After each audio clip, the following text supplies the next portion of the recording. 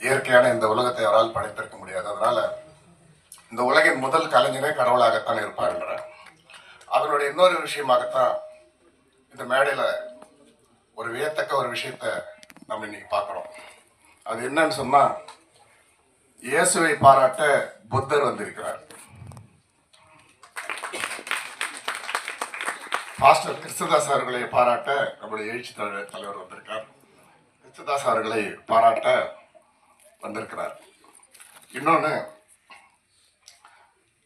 அழைக்கவில்லை என்றாலும் நாம் அவருக்காக நாம் திட்டமிடவில்லை என்றாலும் அவர் இங்கு வந்திருப்பார். காரணம் என்றால் இந்த படத்தினுடைய தலைப்பு நெஞ்சு பொறுக்குது இல்லையே. இன்னைக்கு இந்த இந்தியாவிலேயே எதை வேணாலும் நம்ம ஆன்லைனில் ஆர்டர் பண்ணலாம், வாங்கலாம், இல்லை போய் விலை கொடுத்து வாங்கலாம், மிரட்டி வாங்கலாம், கெஞ்சி வாங்கலாம். இந்த மாதிரி எத்தனையோ வழிகளில் வாங்க முடியாத கிடைக்காத விஷயங்கிறது எதுவுமே இல்லை. ஆனால் கெஞ்சியும் மிரட்டியும் எந்த நிலையிலும் வாங்க முடியாத ஒருவர் இந்தியாவில் இருக்கிறார் என்றால் அவர் எங்கள் எழுச்சி தமிழர் திருமாவளவன் அவர்கள் தான். இன்னைக்கு ஒரு திரைப்பட விழாவிலையும் அவர் வந்திருக்கிறாரு. இந்த திரைப்பட குழு அவரை வைத்து இந்த நிகழ்ச்சியை நடத்துறாங்க அப்படின்னு சொன்னா, இந்த சமூகத்திற்கு ஒரு நல்ல மெசேஜ் இந்த படத்தின் மூலமா அவங்க சொல்ல போறாங்கன்றதா அர்த்தம். அதுக்கு இந்த தலைப்பு ஒரு உதாரணம், இதற்காக வந்திருக்கக்கூடிய தலைவர் ஒரு உதாரணம். மேலும் நம்மளுடைய கலைப்புலி சேகரன் சார் போன்ற முக்கியமான பிரமுகர்கள்லாம் அந்த மேடையில் இருக்காங்க. உங்களுக்கு ஒரு வேண்டுகோள், எங்களுடைய பத்திரிகையாளர்கள் தோழர்களுடைய சார்பாக நான் சொல்றேன்.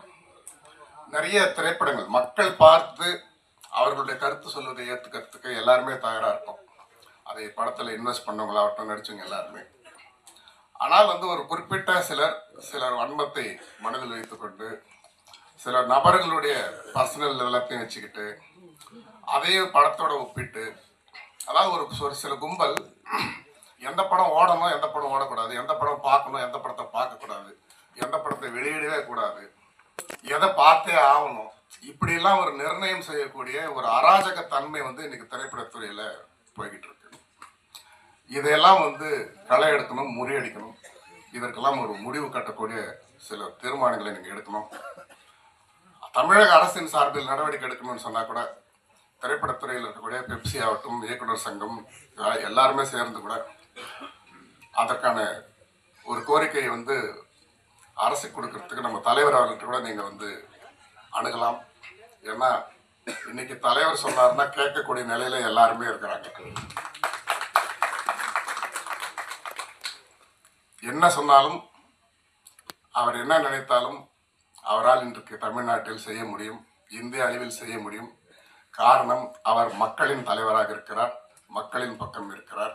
அப்படி இருக்கும் பொழுது அடித்தட்டு பாதிக்கப்பட்ட ஒடுக்கப்பட்ட மக்களுக்காக ஒரு இந்திய அளவில் விலைக்கு வாங்க முடியாத ஒரு ஒப்பற்ற தலைவராக இருப்பவர் திரைப்படத்துறையிலும் இது போன்ற ஒடுக்குமுறைகளை களை எடுக்க, தகர்த்தெறிய, உண்மையிலே நல்ல திரைப்படங்கள் வெளியே மக்கள் கருத்து சொல்லிட்டோம், மக்கள் புறக்கணிக்கிட்டோம், அதை ஏற்றுக்கொள்வதற்கு எல்லாரும் தயாரா இருக்கிறாங்க.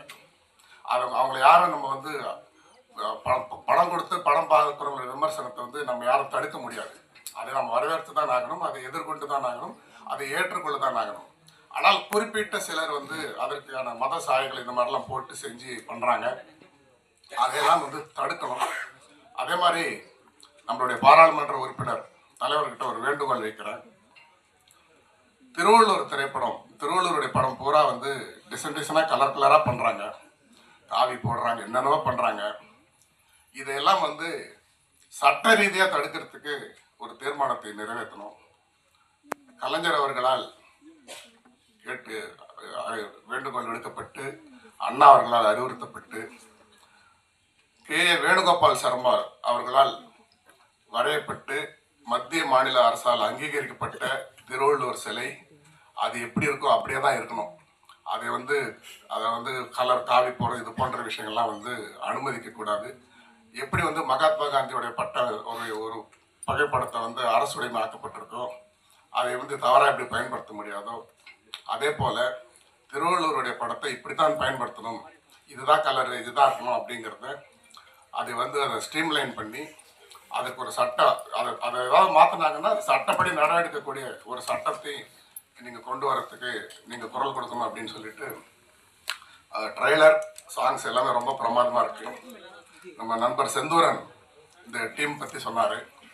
எவ்வளோ கஷ்டப்பட்டு இப்படி ஒரு படத்தை இவங்க செய்திருக்கிறாங்க, எவ்வளோ லவ் சப்ஜெக்ட்ஸ் வந்திருக்கு. ஒரு லவ் சப்ஜெக்ட் மூலமாகவும் சொசைட்டிக்கு இவ்வளோ சோஷியல் விஷயங்களை சொல்ல முடியுமா அப்படிங்கிறத ஒரு பெரிய சேலஞ்சிங்காக வந்து நெஞ்சு பொறுக்குதலை படத்தில் ரொம்ப அழகாக அவங்க எடுத்திருக்கிறாங்க, பண்ணியிருக்கிறாங்க. நம்மளுடைய ஊடகத்தை சார்ந்த பத்திரிகையாளர் தோழர்கள் எல்லாருக்கும் நான் ஒரு வேண்டுகோள் வைக்கிறேன்.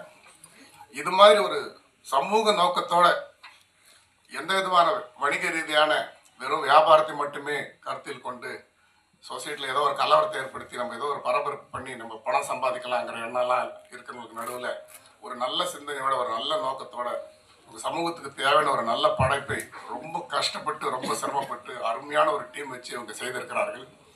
எவ்வளோ நெகட்டிவாக இந்த மாதிரி படங்களுக்கு எதிர் விமர்சனமான சிலர் திட்டமிட்டு செய்தாலும் பத்திரிகையாளர் தோழர்கள் அவ்வளோத்தையும் முறியடித்து தகர்த்தெறிந்து நெஞ்சு பொறுக்குதல் என்ற படத்தை மக்கள் மன்றத்திற்கு கொண்டு சென்று இவர்களுக்கு முழு ஒத்துழைப்பு வழங்க வேண்டும் என்று கேட்டுக்கிட்டு வாய்ப்புக்கு நன்றி கூறி விடுகிறேன்.